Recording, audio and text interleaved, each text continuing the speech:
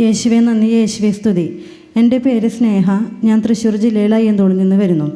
ഞാൻ 2023 ഈ അത്ഭുത ജപമാലയെ പറ്റി എൻ്റെ ഹസ്ബൻഡിൻ്റെ അമ്മ പറഞ്ഞിട്ട് ഞാൻ അറിയാനിടയായത്.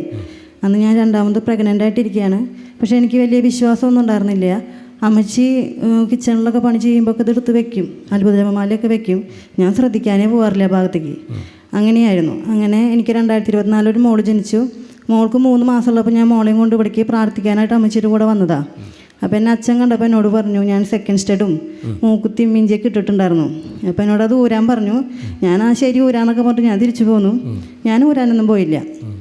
അത് കഴിഞ്ഞ് ആ വർഷം തന്നെ ജൂലൈയിൽ എൻ്റെ പപ്പയ്ക്ക് ചെസ്റ്റ് പെയിനായിട്ട് ഞാൻ അമലയിലേക്ക് കൊണ്ടുപോയി.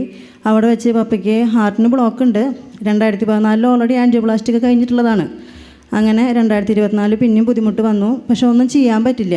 ആൻജിയോപ്ലാസ്റ്റിയും ചെയ്യാൻ പറ്റില്ല, ബൈപ്പാസും ചെയ്യാൻ പറ്റില്ല.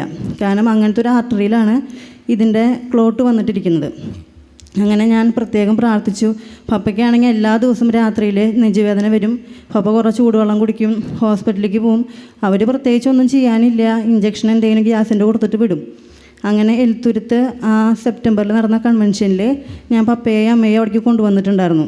അപ്പോൾ അച്ഛൻ അതിൽ വിളിച്ച് പറഞ്ഞു, അങ്ങനെ ഹൃദയ സംബന്ധമായ രോഗമുള്ള ആൾക്കാരൊക്കെ പ്രാർത്ഥിക്കേ എന്നൊക്കെ പറഞ്ഞു. അതുപോലെ തന്നെ തോമാസിനെ സുഖപ്പെടുത്തുന്നു എന്ന് പറഞ്ഞു.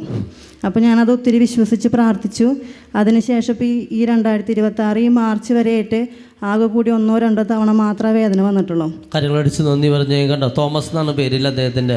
പേര് വിളിച്ച് പറഞ്ഞു. പിന്നെ 1-2 പ്രാവശ്യത്തിൽ കഴിഞ്ഞിട്ട് ഇപ്പോൾ 2 വർഷമായി. ഇതുവരെ അങ്ങനത്തെ കാര്യമായിട്ട് കുഴപ്പമുണ്ടായിട്ടില്ല. അല്ലെങ്കിൽ എപ്പോഴും ഇങ്ങനെ വരുന്നതാണ്. രാത്രിയായ ഈ വരുന്ന നെഞ്ചുവേദന കണ്ടോ. പപ്പയ്ക്കാണെങ്കിൽ രാത്രി ആകുമ്പോൾ തന്നെ പേടിയായിരുന്നു. കാരണം വേദന വരും. അതാലോചിച്ചിട്ടൊന്നും ചെയ്യാനും നമുക്ക് പറ്റുന്നില്ല. അങ്ങനത്തെ ഒരു അവസ്ഥയായിരുന്നു. രണ്ടാമത്തെ സാക്ഷി എന്ന് പറയുന്നത് തന്നെ ഹസ്ബൻഡിന് വേണ്ടിയിട്ടായിരുന്നു. ഹസ്ബൻഡിന് ജോലിയുണ്ട്, പക്ഷേ വളരെ തുച്ഛമായ സാലറി ആയിരുന്നു. ഞാനും കൂടി ജോലിക്ക് പോയിട്ട് പോലും ഞങ്ങളുടെ കുടുംബത്തിൻ്റെ അവസ്ഥ വളരെ ചില സമയത്ത് സാമ്പത്തിക മേഖലയൊക്കെ ഭയങ്കര ബുദ്ധിമുട്ടായിരുന്നു.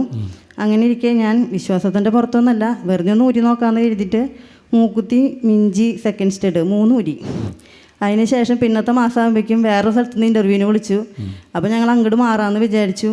അപ്പോഴേക്കും നിൽക്കുന്ന സ്ഥലത്ത് തന്നെ അതേ സാലറിയിൽ അവർ പറഞ്ഞു, ഇപ്പോൾ ആ സാലറി നല്ല സാലറി കിട്ടി, ഞങ്ങളിപ്പോൾ സുഖമായി ജീവിക്കുന്നു. കാര്യങ്ങൾ അടിച്ച് നന്ദി പറഞ്ഞേ കണ്ടോ. ആ മേഖലയിലെ തടസ്സങ്ങളൊക്കെ മാറ്റി തന്നു കേട്ടോ.